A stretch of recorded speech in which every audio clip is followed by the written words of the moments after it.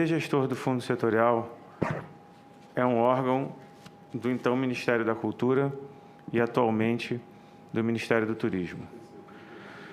Existia uma prática de governança que nós mudamos na nossa gestão, em que as decisões eram tomadas no Comitê Gestor, não passavam pela diretoria colegiada da Ancine. Vale dizer, as propostas que o presidente da Ancine apresentava ao Comitê Gestor não eram submetidas ao colegiado da Ancine e, portanto, não eram objeto de processos administrativos. Ficamos surpresos quando fizemos um diagnóstico da Ancine e encontramos informações que não eram do conhecimento do corpo diretivo, do corpo de servidores e do corpo técnico da agência. Era necessário um esforço de credibilidade, um ambiente de polarização, um ambiente de crise de credibilidade, onde os propósitos, as intenções e as biografias são postas em dúvida. Nós entendemos que o melhor caminho era trabalhar, oferecer resultados e aí conquistar o espaço de dialogar. A Ancine adotou um programa de integridade. Dentro de muitos desses problemas de governança da agência, desde a apresentação de propostas pelo presidente da Ancine sem avaliação técnica e orçamentária por parte da Ancine, nós encontramos inconsistências e impropriedades na priorização de projetos audiovisuais.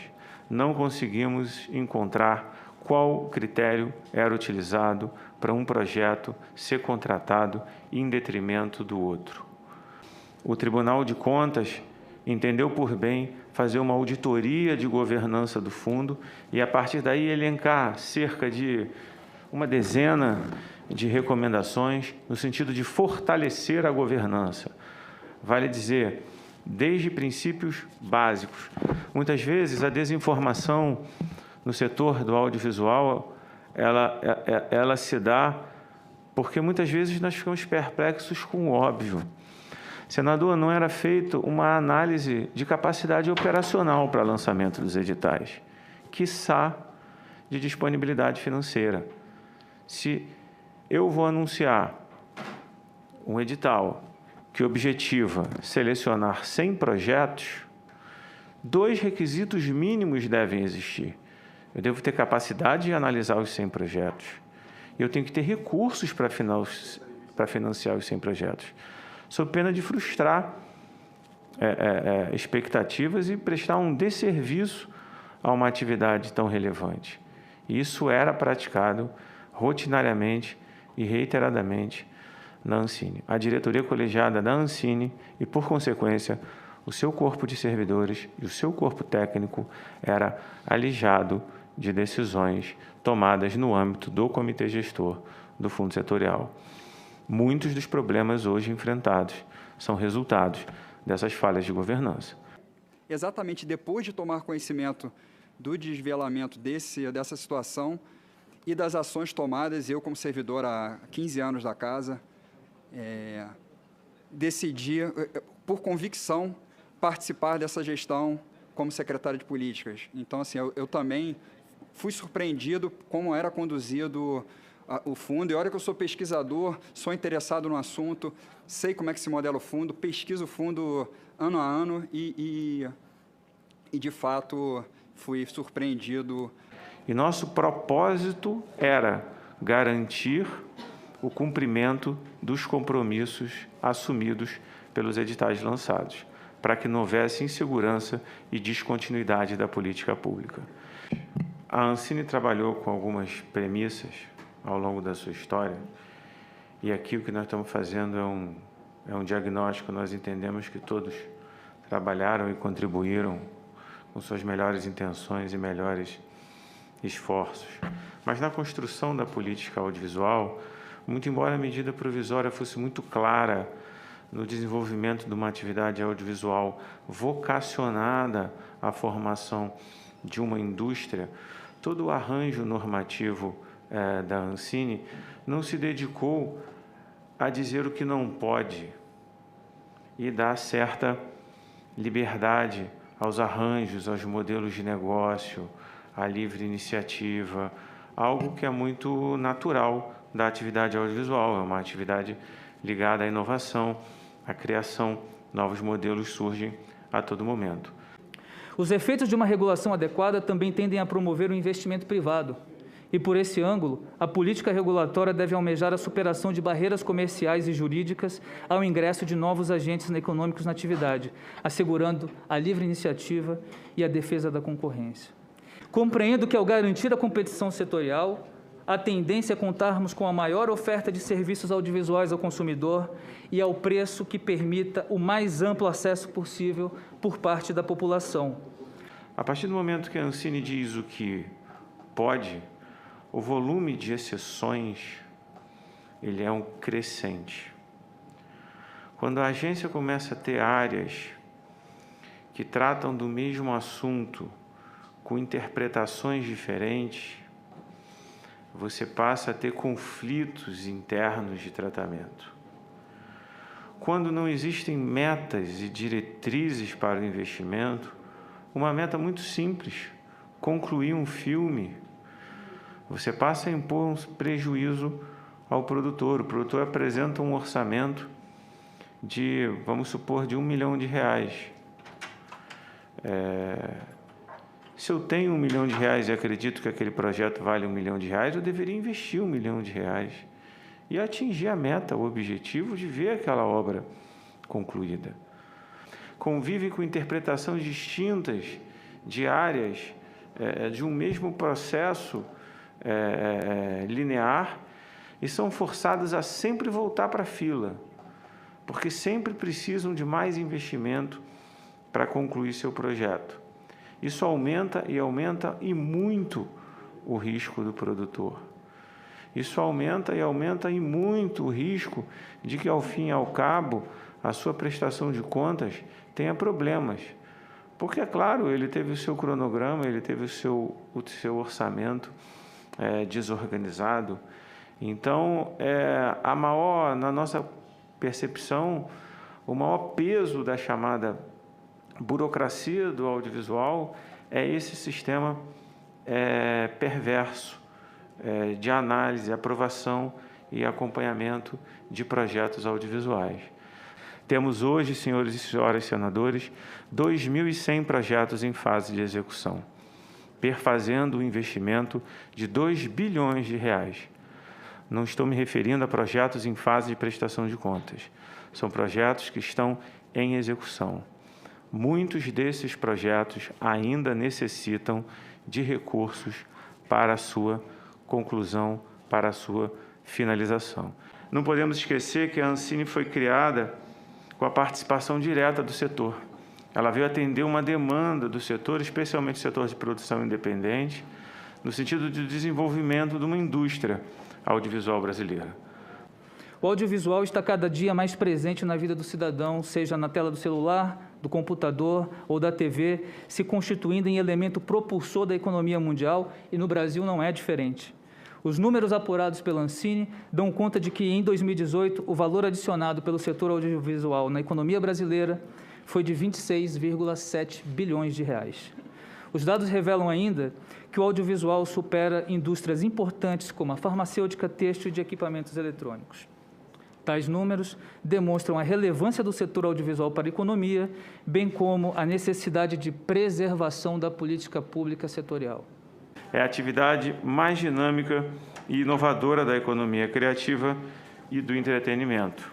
Associada ao desenvolvimento tecnológico, tem nos permitido vivenciar e acompanhar rápidas transformações nos meios de produção, difusão e consumo audiovisual nesses últimos anos. Existe uma compreensão de que o conteúdo local é muito relevante para o mercado de exibição cinematográfica. Então, temos que cuidar, sim, da produção cinematográfica. A Ancine, ao contrário de outras agências, ela é uma agência que regula, fomenta e fiscaliza. Então, a busca do equilíbrio dessas atividades é uma constante. Eu entendo que a regulação ela não se deve dar de forma estanque dos outros ambientes de debate, de formulação de políticas, como é aqui o Senado. eu gostaria de ver a Ancine, ela realmente atua de forma estanque, mas eu gostaria de ver a Ancine participando do fluxo de proposições. Por exemplo, no VOD, é importante a nossa participação, inclusive para avaliação, e não só para avaliação pré. Na verdade, a própria formulação de política exige que, depois de editada, haja um acompanhamento. Aí é o papel da agência reguladora, regular por informação, é antecipar movimentos, é saber quais movimentos foram feitos que não estão gerando eficiência de mercado, quais são as correções necessárias a serem feitas. Esse é o papel da agência.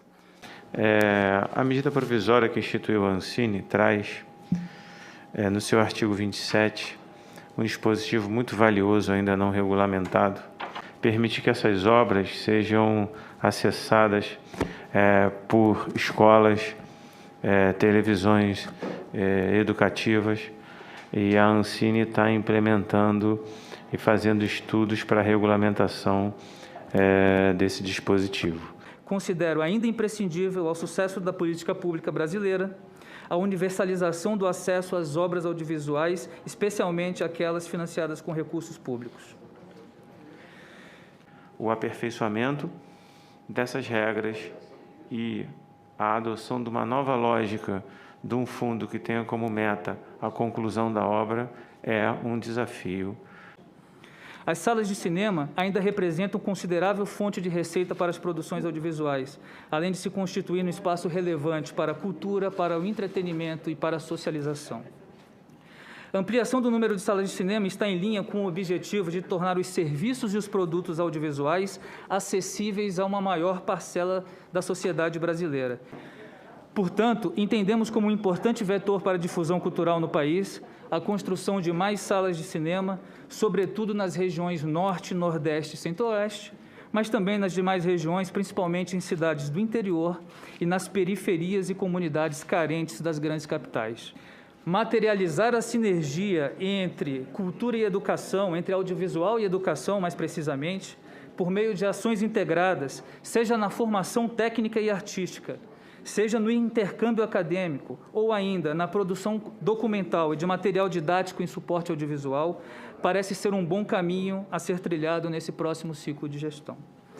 Esse processo deve considerar o necessário equilíbrio na distribuição de recursos entre os diversos elos da cadeia, a desconcentração de recursos, o incremento das linhas de crédito ao setor produtivo, o apoio aos novos talentos e a capacitação profissional, e buscando garantir a formação e o fomento a artistas e técnicos de todas as regiões do país, de modo a promover a descentralização do emprego e da renda resultante do investimento público.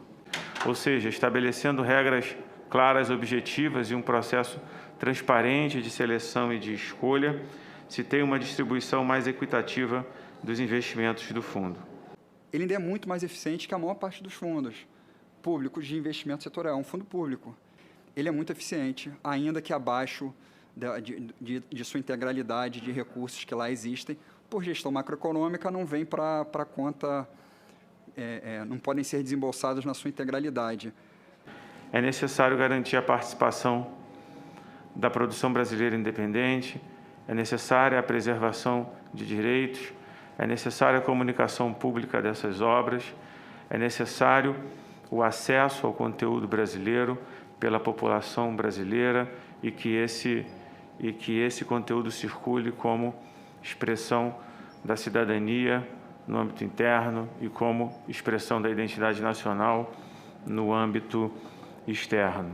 Não basta só estabelecer critérios e abrir editais, é preciso formar a demanda, é preciso capacitar jovens, é preciso investir em polos tecnológicos e a participação dos entes locais, das prefeituras e do Estado é muito importante, porque cada Estado conhece ali a sua necessidade, tem o conhecimento e tem a expertise, né?